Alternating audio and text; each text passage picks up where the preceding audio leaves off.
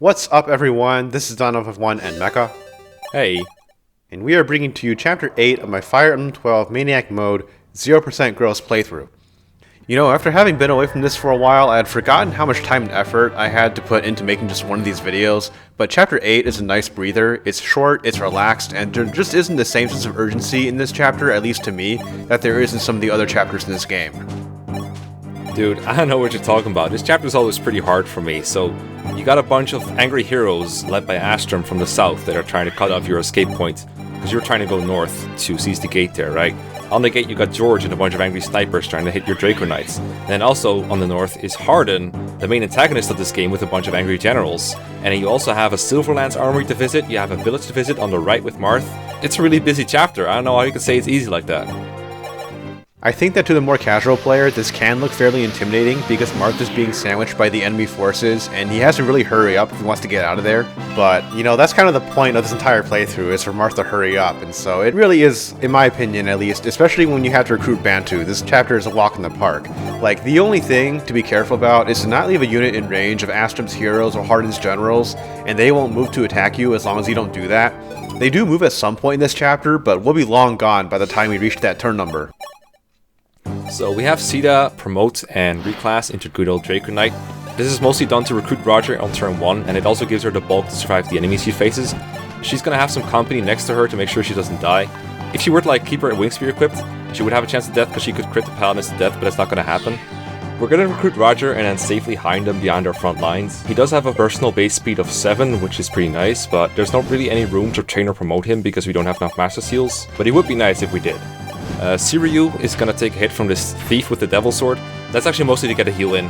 Donan has actually had to re-record this a couple times, because that thief would suicide, and that would be like a cause for laughter for a moment. And then Kane is back, by the way. He's not very relevant. He has like the same stats as Frey. No one cares.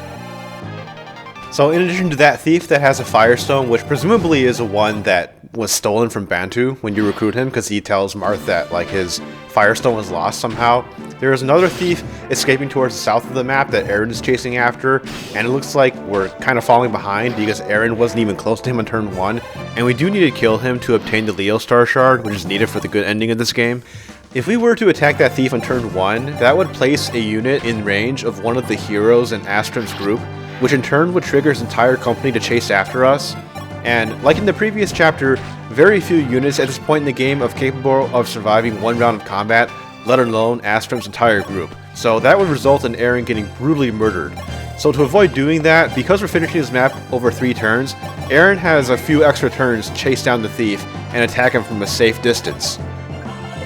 Normally our charge would be led by people like, I don't know, Catria or Palla or Siryu. We have Gordon leading the charge for a change. He reclassed the Cavalier because he has to recruit George. We kind of need a 5-star unit in our playthrough, and well, we don't really see any, so we're just going to recruit George instead. He's a nice sniper to have.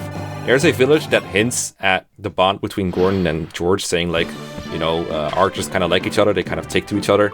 George is not really bothered that Gordon decided to throw down his bow and be a Cavalier instead, and they're just going to join like it's old times. We ended up triggering the generals to move so that we can weaken one of them and kill him for the arm scroll. On Lunatic mode, it's a little bit trickier because there's a couple extra generals that start that weren't here on the map, but they are not much of a threat as long as you're ready to end the map when you're about to get into trouble. Aaron, as a sniper, managed to get the Leo Shard, which is pretty impressive considering it's usually kind of tricky to get if you're just using Paladins or Wyverns. I can see the benefit of using a sniper instead, because that way you have more accurate 2 range, and that way you don't have to face a counterattack from a Devil Sword with a lot of might behind it. And that's basically the chapter. To close out this map, we have to transport Marth from Bantu's village all the way to the gate, and again to do this we employ a 6-move rescue user in Wendell, in addition to a rescue boost, this time using the natural terrain of the sea located below Wendell, and with Kane occupying the tile to Wendell's right.